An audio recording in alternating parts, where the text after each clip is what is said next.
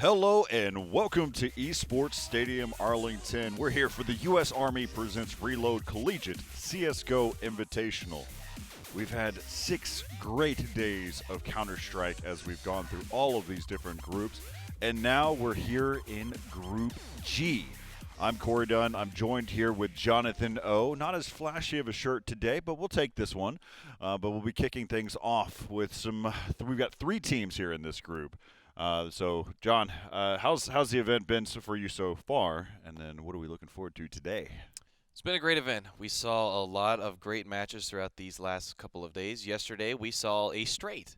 In the sense, it was 16-14, 16-5, 6, 7, 8, and if you play poker, you know what that means. But today, we've got great matches ahead of us. We have UCF, a team that almost every winning team coming out of a bracket has mentioned, saying either they wanted revenge against UCF. We've heard that one a lot. Yep. They heard revenge. Yep. So as we know, UCF has beaten a lot of these teams, and I didn't hear anyone saying, "Oh, we've beaten UCF before." So Right. it sounds like they're the number 2 seed in our tournament here, and they're seemingly for good reason. And then the following matches, we have MTU and UNT, the number 15 and 18 seed, and that is the Mean Green and your alumni. That's right. No, it's where myself and our audio engineer, we both graduated from radio, television, film, different types of major. They've changed the name since then, so I can't remember. It's like mass media convergence or something silly. It all means the same thing. We do this. Man, So- it makes sense that you're here now. What would you guess my major was? I have no clue. No clue. You went to UTD, so computer science is probably where you're trying to go to. You're pretty close, actually. That's where I started off as. Yep. And I finished with business. Business. It hits all the yapping I do. You know, yeah. I'm the commentator, right? Yeah, no, you definitely provide a lot of feedback. All right, so let's talk a little bit about the tournament and where this all comes to fruition, what it turns into. So first and foremost is the format and the prize pool, how this event really is. So we've got, starting off at the top, we started off with 28 different collegiate teams. They were divided up into 8 different groups. All of these teams are from the central and eastern region of the nation. That's of all of North America. We actually have a team that is actually from Canada as well that have joined into the tournament. I believe they've been eliminated as well. So it's 8 days of group play. Today is May 3rd. We wrap this up on May 4th, and that will give us our final 16 teams of the double elimination playoff bracket. We'll talk about a little bit more about those dates here in a second. But first place is $3,000, second place $1,500, and third $500. All matches broadcasted on twitch.tv/esportsstadium. We've casted a lot of games here, John, that are right here from the desk. And during the playoffs, we'll actually have different groups that will be joining us throughout. So we'll be amplifying the broadcast even further. We really appreciate all of those that have given us major compliments about the production value of what we've done. This is what we wanted to do. We even feel like this is kind of, we've narrowed down the scale of what we really wanted to do before. But that's just purely because we're doing this as an online event. Now, let's go ahead and take a look at how these 2 weeks have been able to shape up. We're in day number 7. And so we're halfway through. After today, we'll be halfway through. And so on April 27th is whenever we kicked everything off. We'll be wrapping up things tomorrow on May 4th. And then on Tuesday, May 5th, we'll begin our 16-team double elimination bracket with the finals being on May 10th. Same day on May 10th, we'll have a third place versus the U.S. Army esports team. Of course, none of this would be possible without the U.S. Army and coordinating with us and partnering with us here at Esports Stadium Arlington to be able to host an event like this.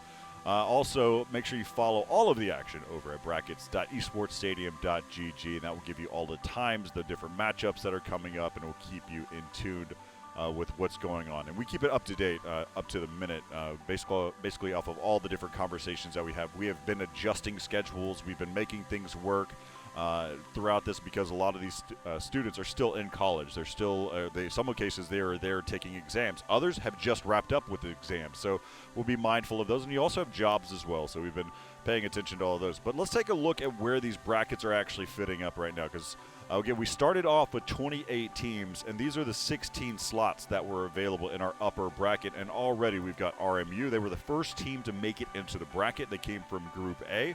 Then we have UConn. VCU versus Drexel will be the first matchup that we can call out here. The team who places second, sorry, I'll backtrack for a moment. The team that places second in Group G will face off against UConn. And so that's going to be where we're going to be looking out for. So UConn is going to be paying attention to this group. Then we look down even further. You got Kennesaw versus Purdue. Then you have Rochester versus Alabama, so UAH. That will be happening. And then also Northeastern versus Pitt.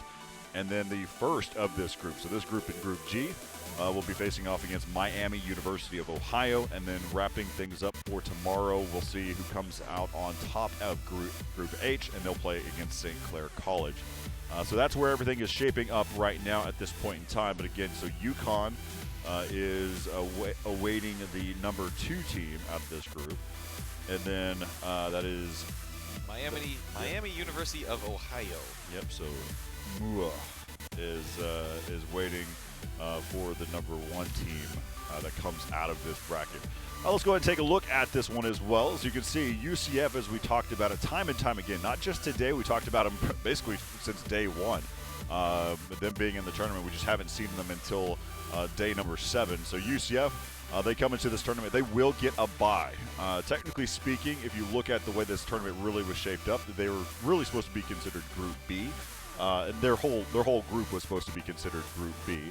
So they actually came into this tournament as a 2nd seed. We adjusted the schedules to accommodate for different team members. And Michigan Tech University, as well as University of North Texas, they agreed to it. And all of the teams in Group B also agreed to it. So that was something that we really went through due diligence and asked all the teams to make sure they're good with it. So our first matchup of today is going to be MTU versus UNT. So we'll see that one here shortly enough. That will start at 1 p.m. Then following directly after that matchup, we'll have UCF versus the winner of that game. All of these are best-of-1 games. And then finally, we'll wrap up the day to find out who's going to be our number 2 team out of Group G. That's going to be the losers from the first matchup versus the loser of the second matchup. And we'll see. That, again, is a best-of-3, John. We've seen these. One of the things that we'll call out, we'll talk about real briefly, is how these 3-team brackets have really shaped up, and it's been kind of difficult to watch. At the very top, the number 1 seed, the one that has a bye, has only had to play 1 map, and they've made it into the finals. That is just sheer how the brackets worked out. That's also how the seedings worked out. I also believe that that's actually probably where they had fallen anyway. But then you look at it on the flip side, the team that wins the very first match of the day, they lose to the number 1 seed, and then they lose in the best-of-3 series down below. And that has been very, very strange to see that has happened not only once, but it's happened several times. So far, we've seen it happen 3 times. And we'll see if it happens again today. So that's something that's just weird superstition. I don't think there's anything more to that other than maybe the fact that they're playing so much Counter-Strike, right? So the difference of winning your very first map, the very first match of the day, means that you have to play another game, and then it means you have to directly play another game after that. So you could be playing anywhere between 3 to, goodness, I'm doing better math. You could be playing between 4 to 5 hours of Counter-Strike in a row starting at 1 p.m. Or you could be on the flip side, lose your first one, have an hour break, and then after that get into a 3-hour series with somebody as well. So different mindsets. What do you kind of take away from that, John? Like you said, I think it just comes down to some teams just getting exhausted as you go through. Yesterday, I even played 4 matches of Valorant for myself, and towards the tail end, I definitely found myself missing very easy shots, and just was thinking about all the comments we've made of once you go through this bracket, and you just feel these teams getting a little more sluggish, almost feeling like they need to even step away and take a break, just get a little bit of a fresh air for themselves. Get some new life because, as you mentioned, I don't think it's superstition anything, but I think it's more of just attrition. Yep, I can agree with that statement. I think one of the things that we do as well, though, if a matchup ends early, if we end 30 minutes early prior to the next scheduled time, we ask the teams directly themselves. Currently, the start time is at 0 o'clock. And so we wait for that, but the reality is we give them the option if they want to play earlier. Some teams elect to be able to play earlier, so we abide by that, and that's why yesterday ended a lot earlier than was actually anticipated. But with that said, if we wrap up over our actual scheduled time, we give them about between 10 to 15 minutes, really getting a feel for how long. So if whatever team has gone through, we'll give them that a little bit of break to be able to step away. That way we can build around that too. We don't want to basically overdo it for these teams. As we go through as well. So, John, before we head into break, do you have any comments about what you're expecting from seeing here in Group G? I expect UCF to move on, and I think very early on we can find out who will come out on top between MTU and UNT. And before we go to a break, I have a little fun fact for you. I counted our maps. Okay. We have had 41 maps so far in this so there you tournament. go. So if we're assuming each of them are an hour, we've been Wow. casting 41 hours of Counter-Strike, and that's not including these little in-between moments and not including our interviews. So, Corey, we've had a long week for ourselves, and we're still going into this. We have a full another week going into the playoffs starting on the 5th. Yeah, I appreciate that. That's something that I was actually very interested in, is how many hours. I was actually going to go back and check out the Twitch stats and see how long we've been commentating for. So yeah, 41 maps. That's pretty crazy.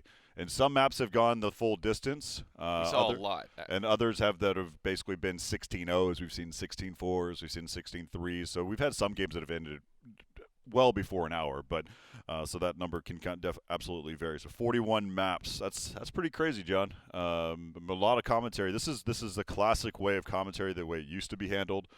Used to have like one or two commentators that were staples. They'd hold the position. You'd just be rotating the other person out with like a player.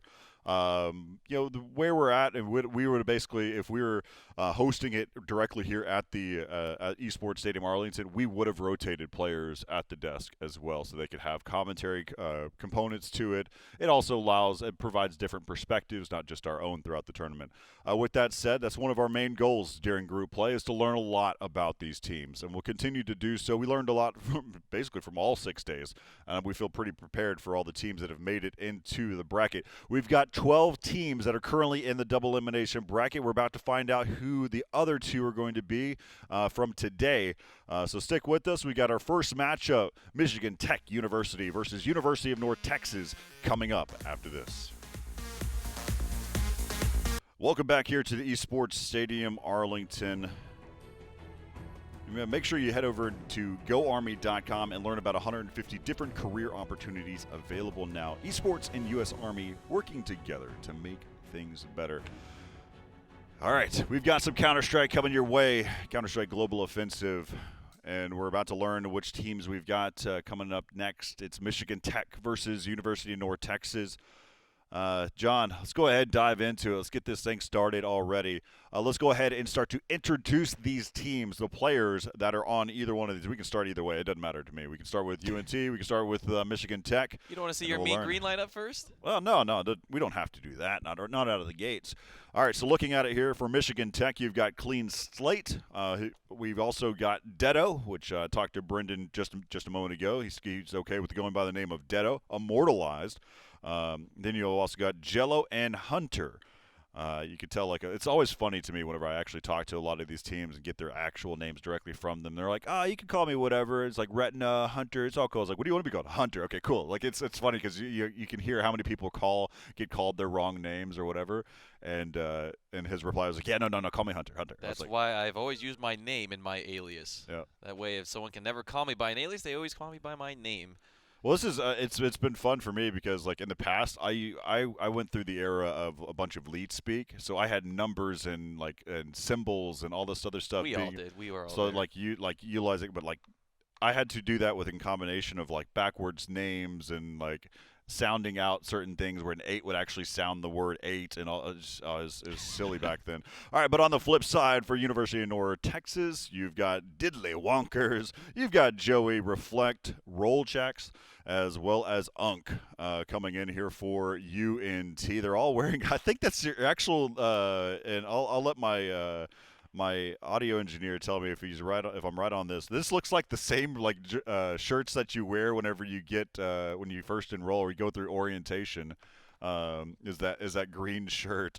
That's pretty funny. It's like an established in University of North Texas thing. So I'll have some history here as well. It goes for these guys as well.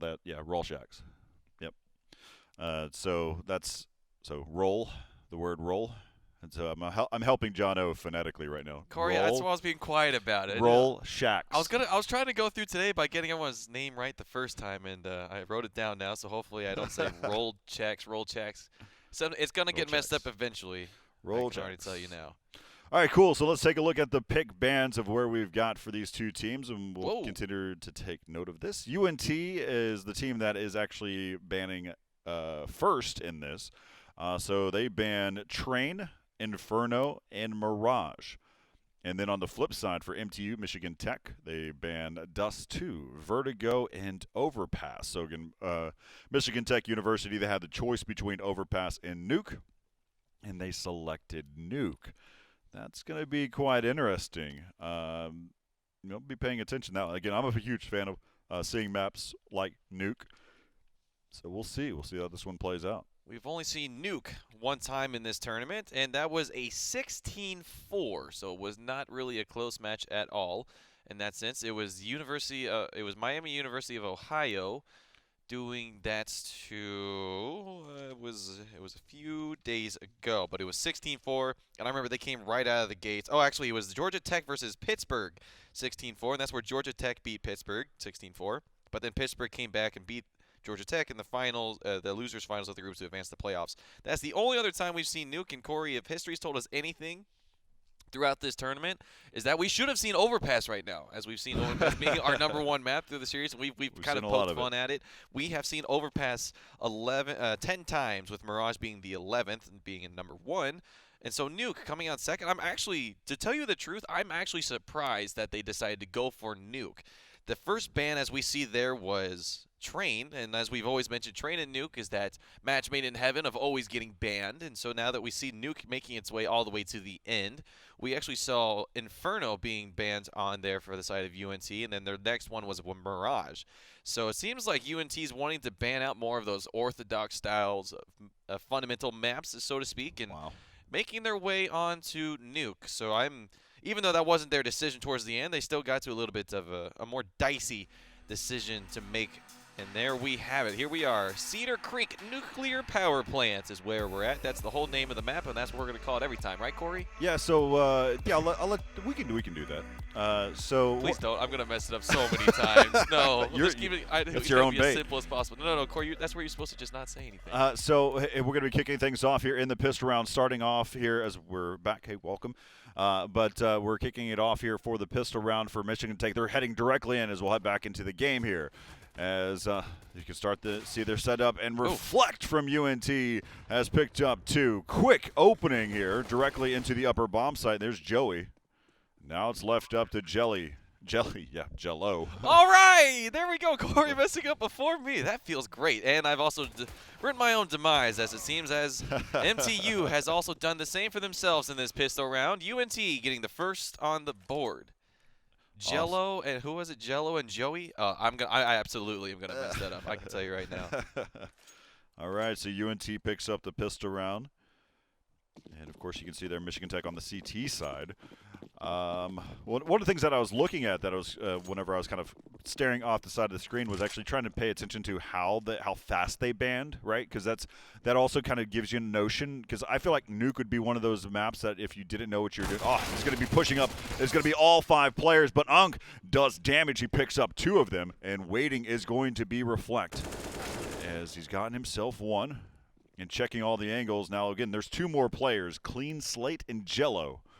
Just going to be waiting here. See if they've cleared out the bomb site, waiting for the bomb carrier to make their way in. Going to plant here in the upper bomb site. And Jello has wrapped back around towards the ladder. And so we'll see. They've got every angle kind of locked down. The goal here is just don't lose any weapons. And we'll wait for Clean Slate is also joining his teammate there. They're going to take the long route. Of course, they made a little noise there, so they're now going to be looking for exits. Joey right there spots himself 1. And now it's left up to Clean Slate. Clean Slate, of course, just waiting for time here. He might be able to pick up 1. You could hang on to this MAC-10. That'd not be too bad. Oh, that was a decision that he made way too late.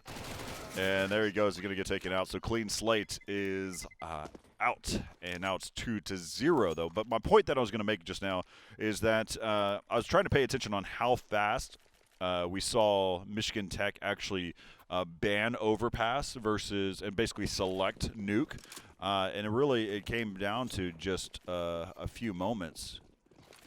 I'm looking at actually the way that.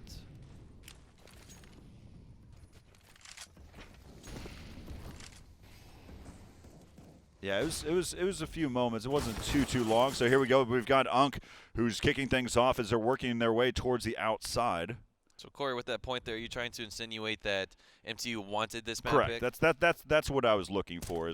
Is how long did they debate on it versus they were basically hoping that the nuke would pass through. Right. That's what you're looking for. And so far, of course, we only seen the pistol round, which UNT did exactly what you want to do. They executed quickly. They hit it hard, and they took over that upper bomb site. And now we're going to see the bomb get planted again here inside of A.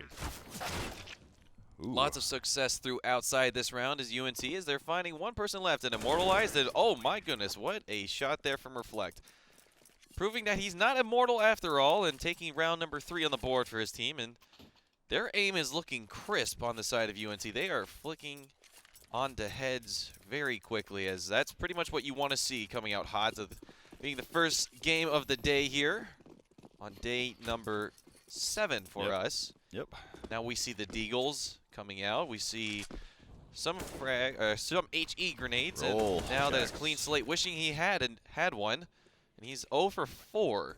This game is Jello's hiding right behind the door. Oh, that's a nice pick, and that's going to be a gun. He's going to push right on forward. Let's see what else he can find with this. Unk's holding the other side. He's got a little bit of suspicion that Jello's getting aggressive, but doesn't check it, and that's a nice peek from Jello, opening up the round for his team and trying to even up the odds as it's down to Hunter on top of Hut with that Deagle. And on the flip side, we see Dead. Was that his name? Oh, Deado. That was right. Yep. It was Deado. I knew there was something with that. Or you that. can call him Dead 0103. Your call. 0103. That's not going to work for me. I'm going to say Deado. Deado is fine. So Deado was able to find a gun, throws it over to his teammate who's healthier in the rights of Hunter. So Jello is watching the main entry into lobby. Of course, they've grouped up together. They're giving up the bomb site, but 40 seconds left here in the round, and currently Rolshax is checking out the bomb site, realizing that the A bomb site here on Cedar Creek Nuclear Power Plant is open. He's going to find one in Hunter here. Ooh, actually, you know what? Hunter's going to find him, so that's going to be the call. Now they're going to find the last person onto the site. He's going to use that utility, and he's going to miss that utility, bouncing it off the wall. But he finds the return. There's now player 1 in heaven. They haven't poked out yet, and they have no reason to poke out. As, he needs to die, and Jello, that is a nice shot there, and he was the catalyst for this round, finding first on the board for MTU. Yeah, and of course we saw a gun round in round number 3. And then right there what we just saw is a Deagle and Eco coming in. And Jello was the one that got that first entry by Squeaky Door. And he continued to push through, and then he was not challenged there as Unk was caught in a tough spot. So now I say that this is our second gun round that we'll see here in the game. Unk getting himself set up here towards the outside. He's got all of his teammates joining here. Here's smokes over the top. I think they've also smoked off over there towards the CT Heaven as well. And dropping in is Unk, but of course they did a really good job of smoking off this choke point here. So now they're making their way over here again. Look at all these smokes. It perfectly placed smokes to watch every single choke point, and now we're going to see him start to work his way up. He hears the footsteps, so he knows for a fact that there is a player right here, but watching the angle, down below was Jello. And so Hunter's been eliminated as well, as Joey's been going to town on this upper bomb site from the inside. So you've got Unk taking care of things on the outside and Joey on the inside, and that's going to leave up to Deado with the bomb planted. And that is the same exact take we saw in round number 3 from the UNT, finding a lot of success. And we even saw Jolo waiting in that position, trying to wait for them to push forward, but one step ahead is UNT. They're going to close out round number 5, get 4 on the board. And most importantly to note about that, Corey, is look at their board. Or excuse me, look at the side of their team. They are able to keep all of their rifles in these hands, taking away all but one in the side of Deado. they're going to have money next. Dedo will have money next round, as his teammates will not. So we might see a buy from some of them. They might force. I don't suspect we'll see that, but anything can happen, as we've already seen an eco round coming out on top. Is name of the game in this tournament is that eco rounds win rounds. Round number 6 now. Yeah, we'll take a look, see what they decide to do. There's another look here at what happened whenever Joey came into the inner bomb site. Some great control there, checking his angles one by one. So now looking on the opposite side for Michigan Tech. They are buying. They have zeroed themselves out for the most part. Jello still has $1,800 in the bank. And so now we'll see what they can do. Last time they were aggressive. This time I would suspect that UNT is ready for it. And Unk picks up his first one and another one as he strafes and sprays, and Clean Slate is out. Now there's going to be one down below. That was Dedo. Dedo has gotten himself an AK through this mix, and just like that, he's gotten himself 2. He's looking for a third. He's going to be challenged there by Diddlywonkers, who is the last man standing.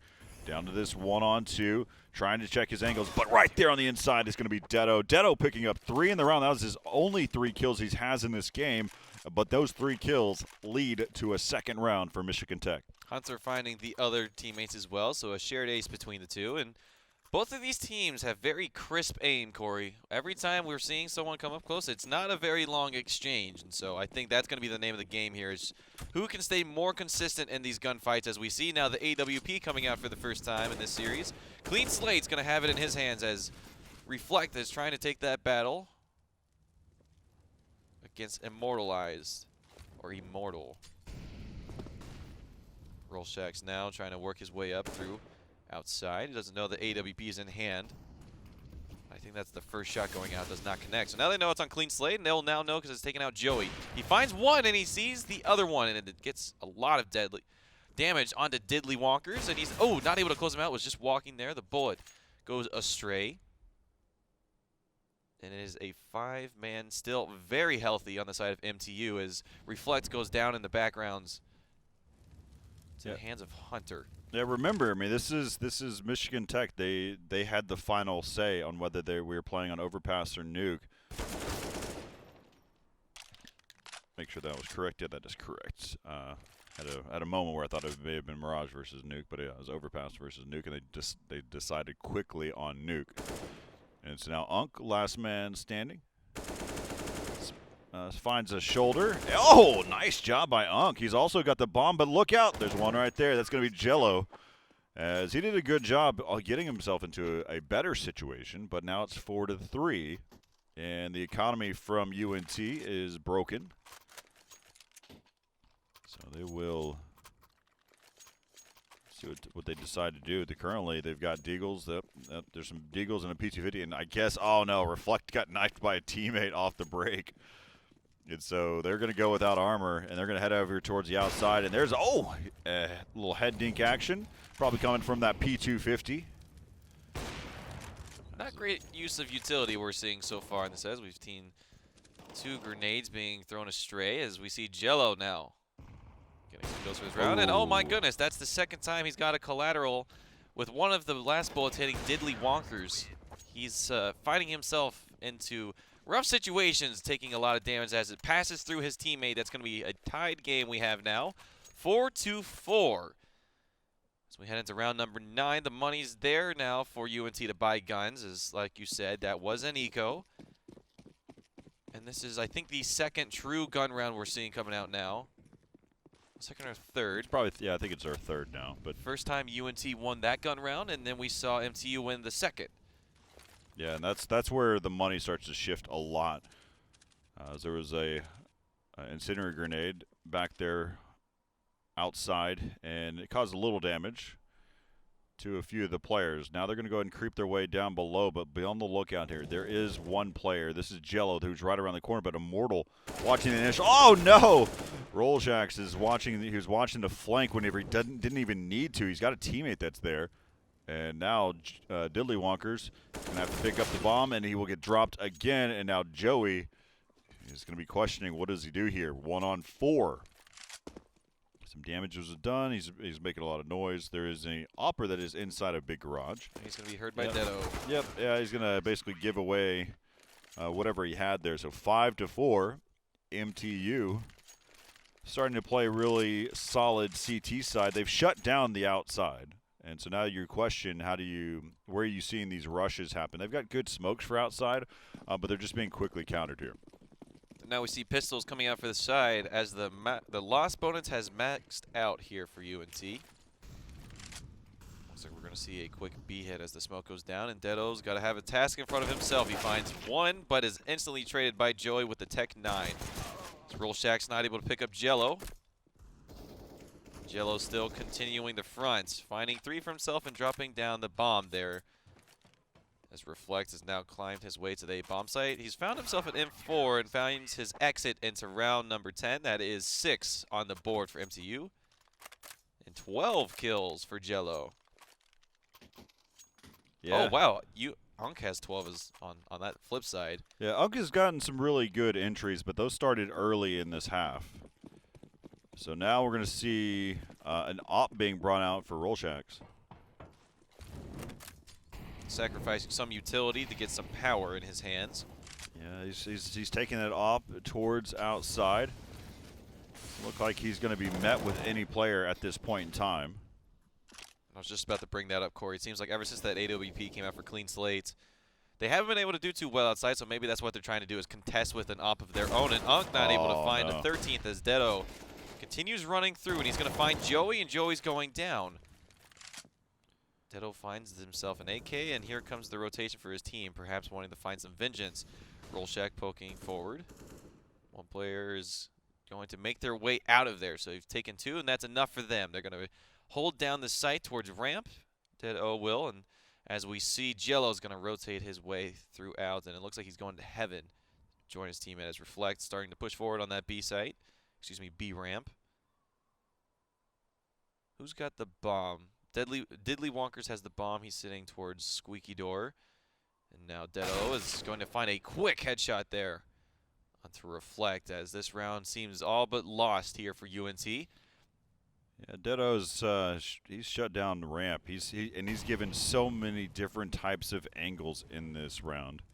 Close quarters. He played the headshot box. He's played over there towards ramp. But he's just played well here, holding down ramp, and it's almost to a point now where his teammates only need to support him whenever he needs them, and they're not basically trying to lock down the ramp together with with 2 players. So, and he's basically caused enough of a threat. So there's no need here now. But Rolshax is holding a difficult angle, and it looks like, oh no, we'll have to check in on him because there should have been some type of reaction coming from that. So we should be seeing a technical pause.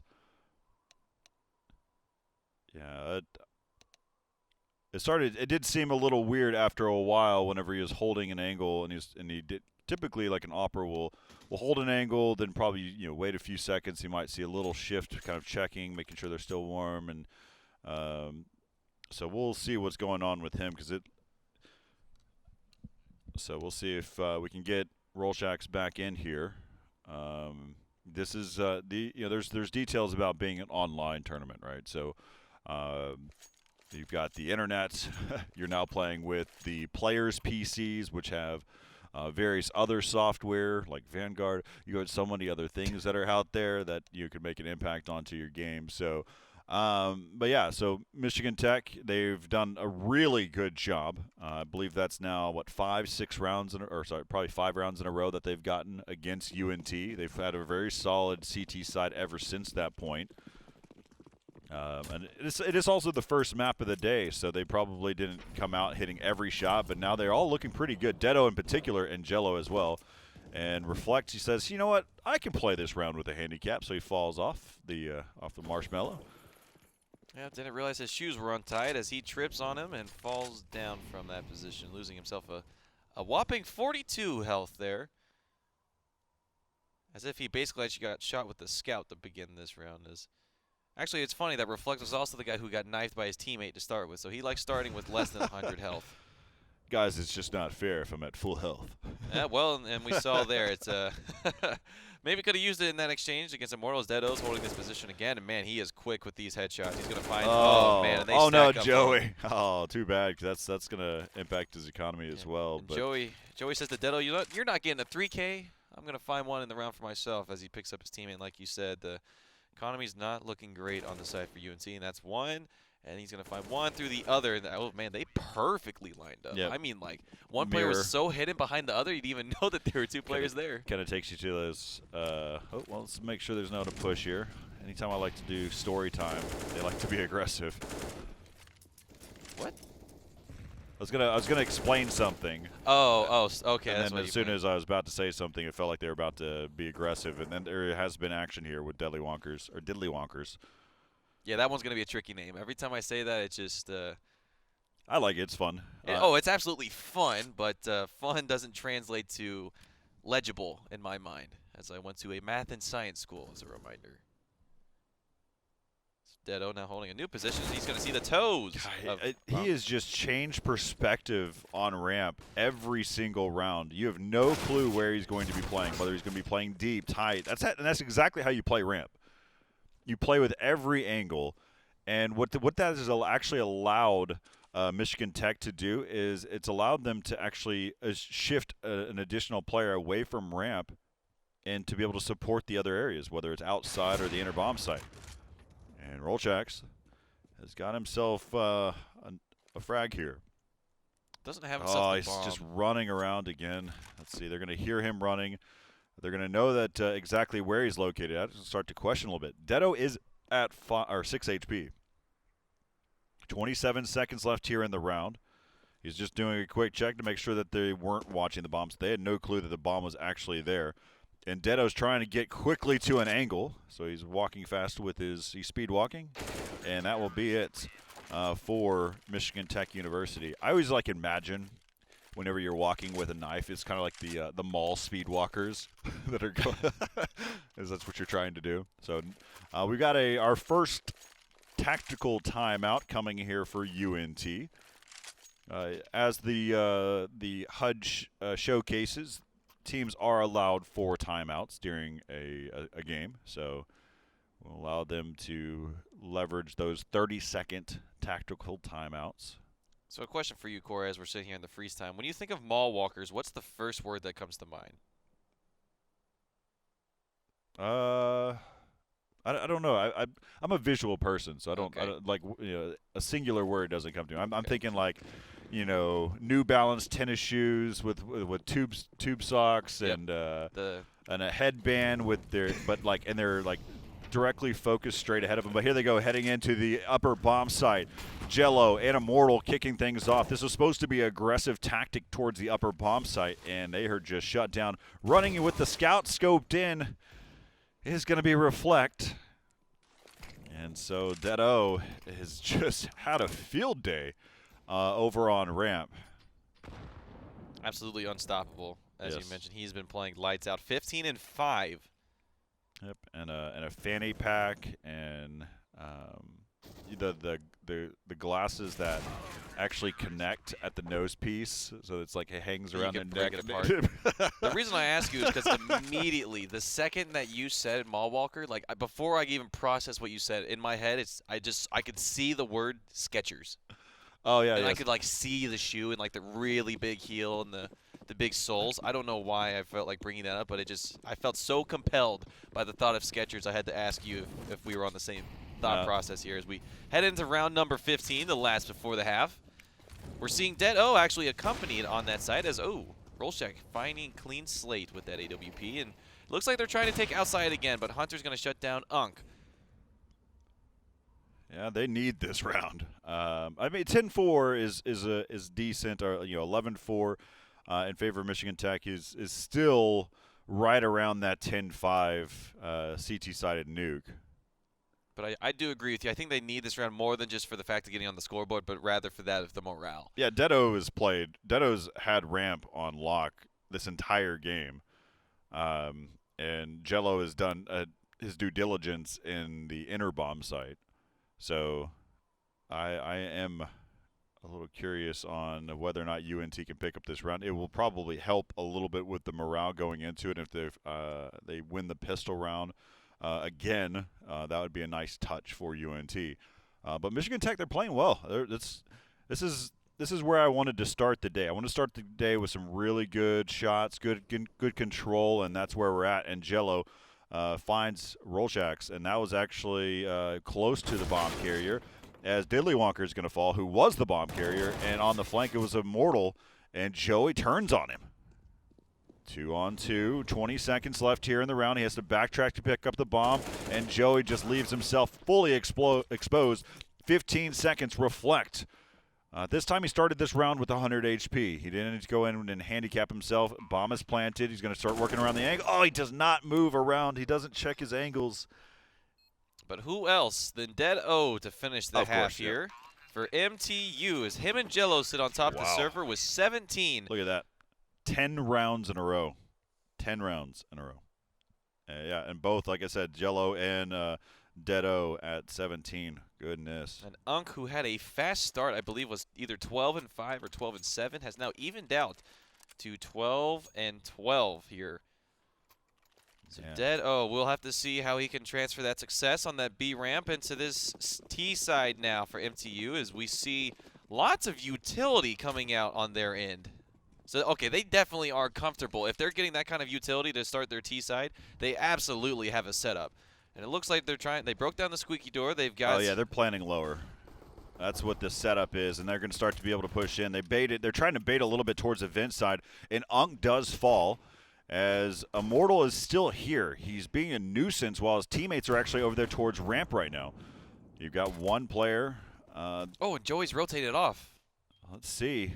Oh, no, they actually wrapped. They wrapped ramp. They wrapped ramp. They went upper, and Rolshax was already there. They didn't even leave the bomb site, but Immortal and Hunter do work. They said, "You guys weren't even talking about us. what's the deal?" So, hi, I'm here, Corey. We are also here, and so now the score 12-4, and UNT decides to take another tactical timeout. Hunter looking dapper in his picture and looking dapper in the server now. He's 12-8. Yeah, just look off in the distance. Yeah. You think he's the IGL based on that picture? As we saw do Valen yesterday, we had the doctor look. His team was not. sick, so he was writing prescriptions for them. As now we see that Jello is their captain. Now, whether he's the in-game leader, I don't know. Let's go ahead and switch over to Jello, number 2, and see his headshot. Could be. He looks kind of could be somebody that's mindful, right? Like, that's just – it's like, I don't need to worry about this headshot. I should be developing strats right now. deep in thought, yes. Yep. Could absolutely be. It's 12-4 now in favor of MTU.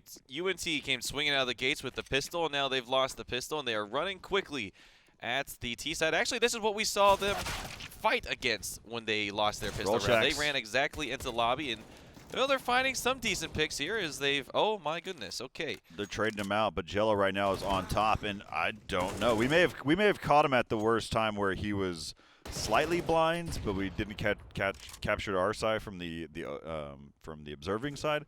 I don't know. That was interesting. If anything, we might see a pause just because we didn't see all of that there. Why he was just looking at it but not shooting. So now we look back over here. We got Reflect. He is the LMS. He's been able to pick himself up a Galil. He gave away the bomb, so the bomb is going to be just kind of dropped there, and they're going to assume he's there, and so that's why he's kind of rotating around there. They have yet to pick up the bomb. They're still trying to check all their corners as they start to enter. They're going, wait, he's got to be here somewhere, and he's not. He is not there, and so this is a smart move. Those vents right there is going to afford them to go down towards lower, but Hunter with the Krieg finishing that one. Man, 13-4. Do some math.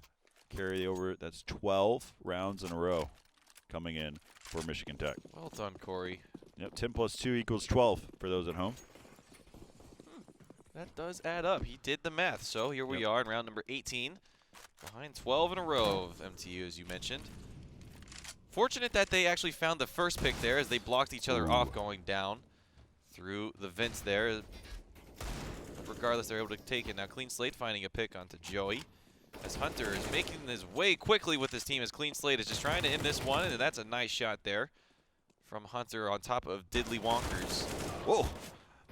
DPI setting probably changed mid-swing. All right. Now it's left up to Unk. They don't even want to plant. They want to hunt him down. They know exactly where he's The at. bomb's planted, but... oh, they did? Yeah. When did that happen? During this round. Great observation there, Yep. Corey. You are absolutely right. I should keep my eyes open for that one next time. But 21 on the board here for Jello. You know, we've been talking about Dead O a lot. We've been talking a lot about his teammates. Obviously, we've been keeping tabs on Jello. But 21, I feel like that's come up pretty silently here. No, I apologize. I disagree. I mean we've talked about him quite a bit. He's held down the inner bomb site there on the CT side, but the difference to the storyline is what he's done on the terror side, which it's harder to do the same thing because you're the one that's having to enforce conflict. And past few rounds they've been coming to him. So now we see a Mag 7 coming out here, and Hunter just taps away. Let's see. They're still working here. They're playing with the outside. They've got so much time. They can make decisions here. Oh, no, Dedo, his teammate slid right in front of him. Or he probably turned on him. One of those two things happened. We saw it yesterday where teammates ran through the smoke, and he saw him. He's like, who are you? You're 6 feet, 6 feet. Yep. So we're on board with Reflect now on the B bomb site. Seems like this is going to be our first time heading down there. Because last time we went down here, we thought they were. They actually went up through vents. Yeah, we've also seen during the pistol round they wrapped around through ramp to get to ladder. So Reflect is already down here, and he's going to hear that door open. He has shifted his perspective, and they're just spraying through just to check, and that actually Hunter, who came out a window, he sees another one. He's going to tap away, and wow, he turns his back to the fight over there, and he doesn't realize that those vents don't exist anymore. There's not a vent there. Oh, you haven't gotten the bomb down yet, but there's only one person left, and he knows exactly where he's at. Finds the pick. Round number 15 on the board. This is looking to be like the same result we saw last time on Nuke in 16-4. The money is looking great on the side of MTU. So of course, UNT, yep. Yeah, if UNT is able to make it through this round, they're going to have to fight multiple gun rounds to force overtime. We see the AWP coming out for two players in Joey and Unk. Diddley Wonkers only down to a Deagle. And Unk finding the first pick here. A good start for a desperate round here for UNT. Yeah, I would suspect next time the downside for UNT is that the next time the team may face off against MTU or UCF is a best of three, so we'll probably see them ban Nuke right away. Just to walk through some of the bans as we wait in this round, they had Train, Inferno, and Mirage coming out from the side of UNT, and yeah, they probably didn't feel comfortable with Train. The banning Inferno, I think, is interesting. They may know a little bit more about something than we don't know, but leaving Nuke into the mix. Over in Mirage especially. Yep. As we see now, they're pushing onto the site as MTU, and they're trying to close out this map. They've got 4 people on site, and the bomb's going down as Reflect's able to find one, and he's going to find 2 here. It looks like this is going to be a round for UNT as Reflect's don't picked call up it out 3. too early. Because you got Dedo that's left alive here. He spots, as he just stayed inside of smoke, and this will be the round going to UNT. But, man, I don't ever try to count out somebody that's been playing pretty hot. You never know. As you can see, here's the opening. As he was trying to hold there, they pushed in, but it Reflect's doing a good job holding those angles in the smoke. He worked around it.